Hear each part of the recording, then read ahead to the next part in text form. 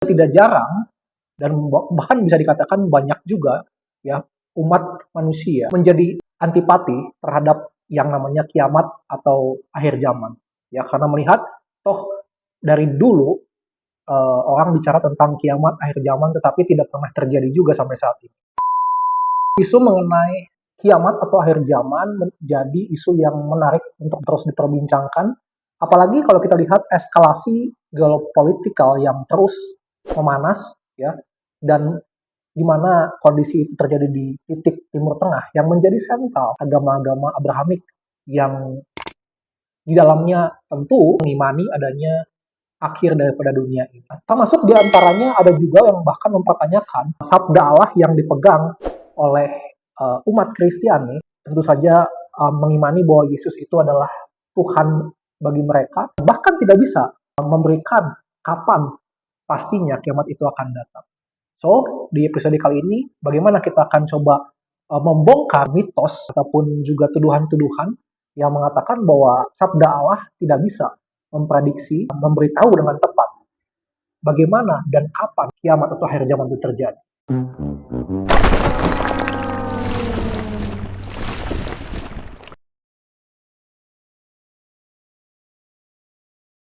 Sering kita dengar bahwa Yesus sendiri, bahkan seorang tokoh yang dituhankan ya oleh umat Kristiani, itu tidak bisa ya memberikan kejelasan atau kepastian kapan hari dan jam terjadinya kiamat. Kalau kita lihat di sabda Allah Markus 13 ayat 32 di situ mengatakan bahwa secara eksklusif ya tidak ada seorang pun yang mengetahui tentang hari maupun jam akan datangnya hari itu. Maksudnya adalah hari Tuhan atau hari akhir zaman. Malaikat sekalipun ya dan bahkan anak sekalipun tidak mengetahuinya. Spesifik anak di sana adalah Yesus Kristus. Dan yang mengetahuinya hanyalah Bapa. Kita harus melihat dengan kacamata yang utuh, tidak bisa kita penggal satu ayat saja, tetapi kita bisa melihat dari keseluruhan konteks yang ada. Sebenarnya ayat ini bukan hanya bicara tentang Yesus yang tidak tahu tentang hari dan jamnya kapan datangnya kiamat, tetapi spesifik perikop ini mengatakan bagaimana dia, Yesus, Sang Mesias, lebih spesifik lagi dikatakan dia adalah anak manusia di ayat 26, itu nanti akan datang di atas awan-awan dengan begitu banyak malaikat. Sebenarnya Yesus mengatakan ini kepada para murid-muridnya yang latar belakangnya adalah orang Yahudi, ya, orang Ibrani, yaitu Yakobus, Yohanes, Andreas, dan juga Petrus di sana. Ketika Yesus keluar dari bait suci, bahasa maupun adat kebiasaan orang Yahudi ini tentu tidak akan aneh ketika mereka mendengar Yesus mengatakan dia adalah anak manusia itu sendiri. Bukan seperti kita orang Indonesia yang nggak tahu sama sekali tentang siapa itu anak manusia. Kenapa? Karena Yesus sebelum peristiwa ini, salah satunya di dalam Yohanes pasal kelima itu sudah pernah memberitahu apa sih arti anak manusia itu. Siapa sih anak itu? Apa sih peran anak manusia itu? Apakah anak manusia itu adalah anak manusia yang sebagaimana tuduhan-tuduhan dari para polemikus yang bukan Kristen yang mengatakan, oh, bahkan saya pun disebut anak manusia. Bahkan kalian pun sobat disebut anak manusia. Nah, apakah anak manusia seperti itu yang dikatakan oleh Yesus? Ternyata kalau kita lihat di dalam Yohanes pasal kelima ayat 26-27, Yesus mengidentifikasi dirinya sebagai anak itu yang punya kuasa, ya, anak yang ilahi, yang punya kuasa atas hidupnya sendiri. Sama seperti Bapa di surga, Bapanya Yesus, yang juga punya kuasa atas hidup.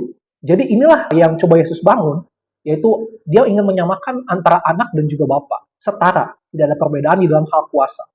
Ya, bahkan dikatakan di ayat 27 bahwa anak pun memiliki kuasa untuk menghakimi. Jadi artinya ketika Yesus berbicara kepada para murid-muridnya di sana tentang siapa si anak itu, di dalam Markus pasal ke-13, ini adalah peristiwa setelahnya, itu para muridnya tidak akan merasa aneh ketika Yesus mengatakan dirinya adalah sang anak itu sendiri, anak manusia.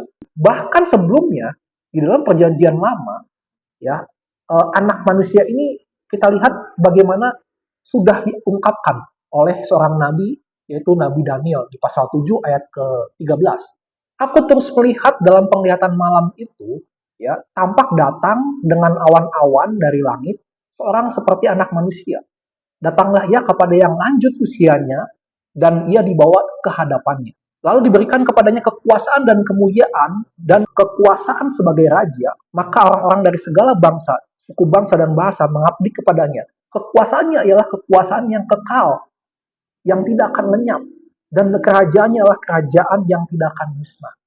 Nah, ini adalah kata-kata nubuatan yang Nabi Daniel sampaikan di dalam Perjanjian Lama.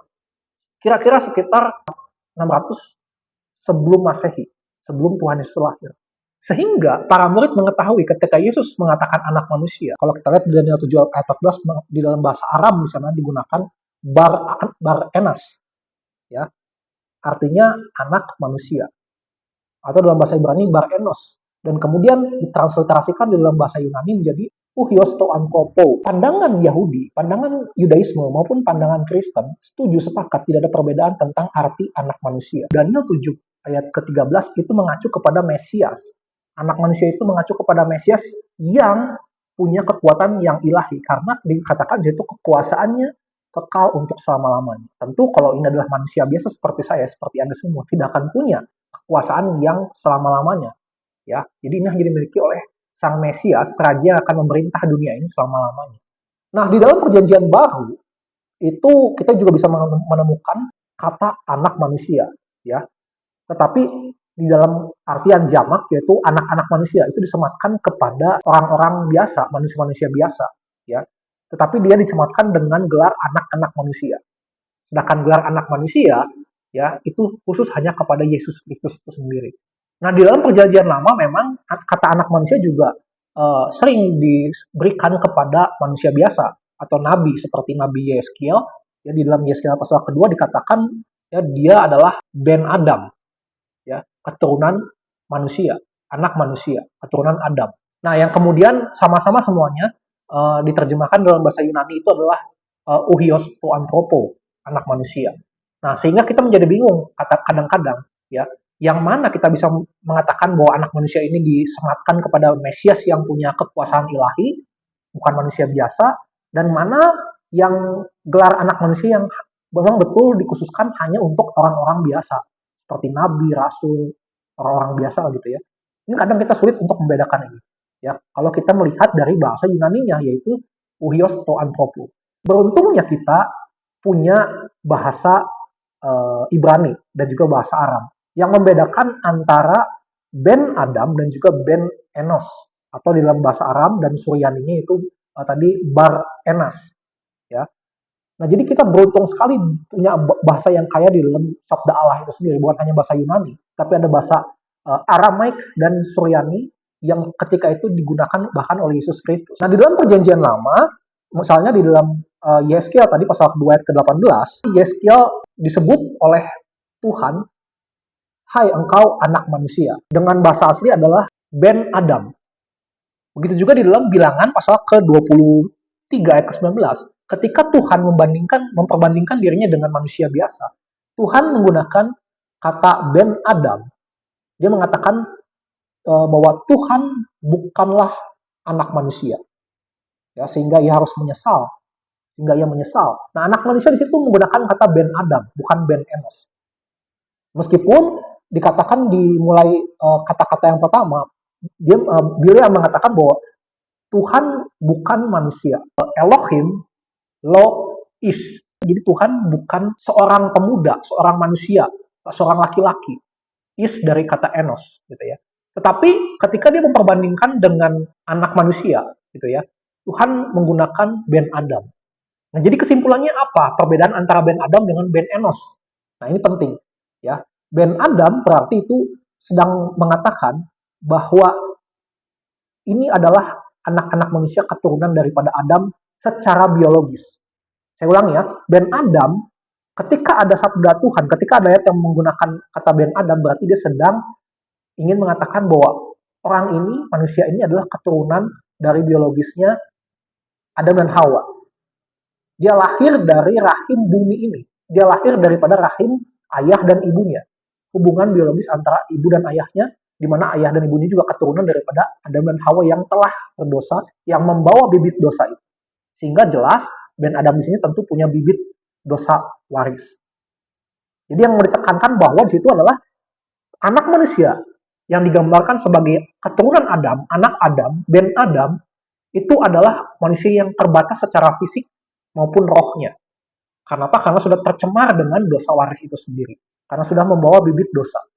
Nah, sedangkan Ben Enos atau Bar Enas tadi, ya, di dalam bahasa Suryani maupun bahasa Arabnya, itu sedang mau mengatakan bahwa dia adalah manusia, ya, selayaknya manusia yang bisa berbicara, bisa berjalan, bisa berkomunikasi, bisa melihat, ya, yang memang terbatas secara fisik saja. Jadi Bar Enas ataupun Ben Enos ini sedang ingin memperlihatkan bahwa manusia ini punya keterbatasan secara fisik, tetapi tidak menyinggung soal hakikat dosanya, gitu ya. Dia tidak menyinggung tentang rohnya yang tercemar dengan dosa. Jadi di dalam Daniel pasal 7 ayat ke-13 ketika dikatakan aku terus melihat dalam penglihatan malam itu tampak seperti anak manusia yang ada di awan-awan. Anak manusia di situ menggunakan kata Bar Enas atau Ben Enos. Artinya Tuhan Allah memperlihatkan kepada Daniel yang terbatas secara fisiknya, secara pengetahuannya, bahwa Mesias ini sama selayaknya manusia yang terbatas secara fisik, yang hanya punya 2 tangan, 2 kaki, 2 mata, yang bisa berjalan seperti manusia layaknya normalnya seperti manusia, yang bisa berbicara selayaknya manusia, yang tidak bisa hadir di 2 tempat secara bersamaan, yang hanya bisa hadir di 1 tempat saja, yaitu ketika dia menyongsong Bapaknya di surga, yaitu yang lanjut usianya, gitu ya. Itulah yang mau diberitakan oleh Tuhan kepada Nabi Daniel. Artinya Tuhan ingin mengatakan kepada Nabi Daniel, saya percaya bahwa sosok Mesias ini tidak lahir sebagai malaikat ke dunia, bahkan sebagai dewa, apalagi sebagai Tuhan. Tuhan ingin mengatakan bahwa Mesias ini lahir selayaknya manusia yang terbatas secara fisik. Itu makanya digunakan kata Bar Enas atau Ben Enos di sana. Nah, Yesus yang kemungkinan besar ketika itu berbicara, berkomunikasi dengan bahasa Arab, di dalam Markus 13 ayat 32, ketika Yesus mengatakan anak pun tidak mengetahui kapan datangnya hari dan jamnya datangnya hari kiamat.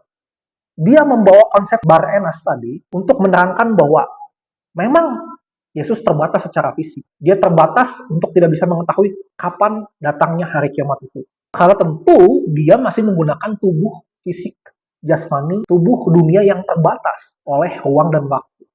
Sedangkan kita pasti setuju bahwa untuk mengetahui kejadian yang akan datang, apalagi kejadian tentang berakhirnya dunia ini, tentang kapan kita mati, tentang kapan kita akan pergi ke neraka maupun pergi ke surga, itu dibutuhkan tubuh yang tidak terkekang oleh ruang dan waktu. Makanya Yesaya pasal ke-55 ayat 9, seperti tingginya langit dari bumi, demikianlah juga tingginya jalanku dari jalanmu, dan rancanganku dari rancanganmu. Ini adalah ayat yang begitu menjelaskan bagaimana jalannya Tuhan, rencananya Tuhan, itu sangat tidak terjangkau seperti kita dari bumi ingin menjangkau ke langit, gitu ya. Tidak bisa dijangkau. Apalagi kita ingin mengetahui tentang kematian kita kapan, tentang kapan datangnya hari kiamat, itu seperti kita ingin ada di jalannya Tuhan, ada di rancangannya Tuhan yang tidak terjangkau oleh tubuh kita. Inilah yang dimaksud dengan tubuh yang masih terkekang oleh ruang dan waktu. Sedangkan Allah itu adalah roh, dikatakan, yang tidak bisa dia kekang oleh ruang dan waktu. Nah, Yesus ketika itu masih menggunakan tubuh jasmani, tubuh duniawi, ya, yang masih terkekang ruang dan waktu. Seperti juga di dalam 1 Petrus 3 ayat ke-8, di situ Tuhan Yesus melalui Petrus gitu ya, mengatakan sebab juga Kristus yang telah mati untuk segala dosa-dosa manusia, ya, dosa kita, yang benar itu untuk kita yang tidak benar, yang bersalah, supaya ia membawa kita kepada Allah, ia yang telah dibunuh dalam keadaannya sebagai manusia, tapi yang telah dibangkitkan menurut roh. Nah, kita garis bawahi telah dibangkitkan menurut roh, ya. Dan di dalam roh itu juga ia pergi memberitakan Injil kepada roh-roh yang di dalam penjara, yaitu kepada roh mereka yang dahulu pada waktu Nuh tidak taat kepada Allah, ketika Allah tetap menanti dengan sabar waktu Nuh sedang mempersiapkan bahteranya, di mana hanya sedikit, yaitu 8 orang yang diselamatkan oleh air bah itu. Perhatikan kata dibangkitkan menurut roh, dan juga dengan roh itu Yesus Ya, bisa dikatakan ia pergi kepada roh-roh yang ada di zaman Nuh waktu itu. Ini mengindikasikan bahwa Tuhan Yesus punya dua natur. Makanya kita mengenal teori hipostatis atau hypostasis, di mana Yesus memang punya natur manusia dan juga naturnya sebagai ilah, yaitu rohnya. Jadi sebagai natur ilahinya, rohnya yang tidak terbatas ruang dan waktu, itu bisa menjangkau ruang dan waktu yang tubuh dunia ini tidak bisa dijangkau. Makanya dikatakan di ayat itu, 1 Petrus 3 ayat 8, ia bisa memberitakan Injil kepada orang-orang yang di zaman Nuh. Padahal secara fisik dia baru dilahirkan ya di abad pertama. Bagaimana mungkin dia bisa ke zaman Nuh yang jauh sebelum Tuhan Yesus hadir di dunia secara fisik. Ini artinya Yesus bisa menjelajah melampaui, rohnya bisa menjelajah melampaui ruang dan waktu. Nah, terakhir tadi saya sudah singgung bahwa Yesus itu punya dua duinatur ataupun hypostasis tadi, ilahi dan juga manusiawinya, ya. Nah, lewat kesepakatan dengan Bapaknya, yaitu kesepakatan yang sejak semula yang ada di dalam kekekalan ya, dan bisa kita duga kapan waktu dan juga kapan harinya, karena ketika itu belum ada hari dan waktu. Ia yang sepakat dengan Bapaknya dan juga sudah menjadikan dirinya untuk mau masuk ke dalam sejarah manusia, masuk ke dalam ruang dan waktu manusia dengan wujud fisik manusia yang terbatas tadi, yang membatasi dirinya untuk tidak tahu kapan hari kiamat itu terjadi.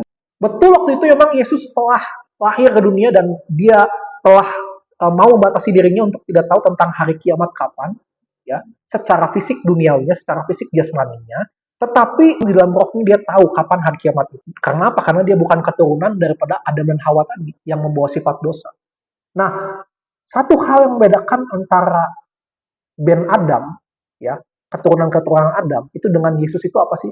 Selain sama-sama punya fisik yang terbatas tadi ya, kita dan Yesus itu sama punya fisik yang terbatas. Tetapi yang kedua adalah yang membedakan manusia yang lahir dari hasil hubungan seksual ataupun biologis Adam dan Hawa tadi, itu membawa bibit dosanya yang membuat rohnya terputus dengan Allah, tercemar. Sehingga apa akibatnya? Saat kita komunikasi dengan Tuhan, kita tidak tahu apakah doa kita akan dijawab, kapan dijawabnya, ya. Ini berbeda dengan Tuhan Yesus. Ketika Tuhan Yesus memang secara fisiknya dia terbatas oleh ruang dan waktu, tetapi rohnya terus terkoneksi dengan Bapaknya di surga. Makanya Yesus mengatakan di dalam ketika dia berbincang-bincang dengan Maria dan Marta, ya, ketika dia ingin membangkitkan Lazarus, aku tahu Tuhan bahwa Engkau selalu mendengar doaku. Artinya Yesus tahu bahwa Bapaknya dengan dia itu selalu terkoneksi. Tidak seperti kita yang terputus secara roh. Nah, di Markus 13 ayat 32, kita kembali di Markus 13 ayat 32, ini Yesus tidak sedang menyinggung tentang naturnya yang punya rohnya yang ilahi. Tapi yang dia singgung adalah natur fisik manusianya yang terbatas. Karena itu kata yang dipilih di sana adalah, di dalam bahasa aslinya, Yesus mengatakan bahwa tidak ada yang tahu tentang hari dan jam itu. Nah, kata tahu atau mengetahui itu menggunakan kata oiden atau eiden. Ya, ini artinya mengetahui, tahu, dan juga melihat. Seseorang itu bisa mengetahui ketika orang itu sudah melihat fakta, sudah mempelajari faktanya, sudah belajar, gitu ya, sehingga dia mengetahui. Artinya pengetahuan ini dia peroleh dari yang namanya belajar, dipelajari. Nah, ini menarik. Berarti kesimpulannya, Markus 13 ayat 32, ya, itu mengatakan bahwa tidak ada seorang pun yang diberikan pengetahuan tentang hari kiamat itu oleh Tuhan, oleh Allah. Bedanya ketika Yesus mengidentifikasi dirinya sebagai roh sang anak yang ilahi, ya, yang punya rohnya yang ilahi itu yang tidak terbatas oleh ruang dan waktu, kita bisa melihat di dalam Markus pasal kedua ayat ke-8, di situ peristiwa Yesus yang bisa mengetahui pikiran dan hati orang-orang Yahudi, orang-orang Farisi, yang tidak suka dengan dirinya. Tetapi Yesus segera mengetahui dalam hatinya bahwa mereka berpikir demikian, lalu ia berkata kepada mereka, mengapa kamu berpikir begitu dalam hatimu? Perhatikan di dalam bahasa Yunani ya. Yesus segera mengetahui di sana menggunakan kata ginosko, epignos, artinya dia mengetahui, atau di dalam bahasa lainnya dia mengenal. Jadi pengetahuan yang Yesus dapat ini dia dapat dari pengenalan Yesus tentang hati dan pikiran manusia. Jadi Yesus tahu isi hati seseorang, pikiran manusia, karena dia mengenal ketika dia mengalami dia dan Allah Bapa di surga sama-sama menciptakan manusia. Karena hanya Sang Pencipta saja yang mengetahui isi pikiran dan hati manusia. Malaikat tidak tahu, setan tidak tahu, hanya Allah saja yang tahu isi dan pikiran hati manusia. Dan Tuhan Yesus tahu isi dan hati pikiran manusia itu. Nah, saya kasih ibarat yang lain adalah ketika misalkan kita adalah seorang bayi yang dulu sama-sama ya, seorang bayi yang diberikan ASI, air susu ibu, ya, ketika kita masih disusui oleh ibu kita. Nah, pertanyaan adalah, apakah ketika kita masih bayi itu kita tahu apa artinya ASI? Kita tahu apa manfaat ASI itu sendiri? Kita tahu bahwa apakah ASI itu terdiri dari apa aja sih, ya, yang menjadi komponen dari ASI, air susu ibu? Pasti kita tidak akan tahu. Yang kita tahu, kita mengalami, kita minum susu itu dari ibu kita. Air susu itu masuk ke dalam mulut kita dan kita menjadi kenyang. Itulah yang kita tahu saat kita masih bayi. Kita terbatas. Ya, kita tidak tahu apa itu ASI, tapi kita mengalami ASI itu sendiri. Nah, kira-kira seperti itulah. Nanti kita bisa tahu apakah artinya ASI itu sendiri, apakah manfaatnya saat kita beranjak dewasa. Ataupun misalkan kita punya pengalaman-pengalaman waktu kita masih kecil yang harusnya kita tuh ingat, tapi kok kita nggak ingat ya. Karena setiap hari kita kan dengan orang tua kita waktu kecil tuh mungkin main, berinteraksi, tapi hanya sedikit saja yang bisa menjadi ingatan kita. Nah, ini menjadi misteri. Artinya, tubuh fisik kita terlalu terbatas untuk mengetahui, merekam semua informasi yang ada waktu kita masih kecil. Tidak semua informasi waktu kita kecil itu terekam dan kita ingat dan menjadi sebuah pengetahuan. Tetapi apakah kita mengalami setiap hari dengan orang tua kita dulu? Tentu kita mengalami. Nah, ini sebagai gambaran bahwa ketika itu pun sama, Yesus secara fisiknya, dia terbatas, ya, dia tidak bisa tahu tentang kapan hari dan jam datangnya kiamat itu sendiri, tetapi itu bukan berarti dia benar-benar secara keseluruhan tidak mengalami ketika dia merancang tentang dunia ini bersama-sama dengan Bapaknya di surga. Yesus memang tidak punya pengetahuan di dalam fisik manusianya tentang jam kiamat itu kapan datangnya.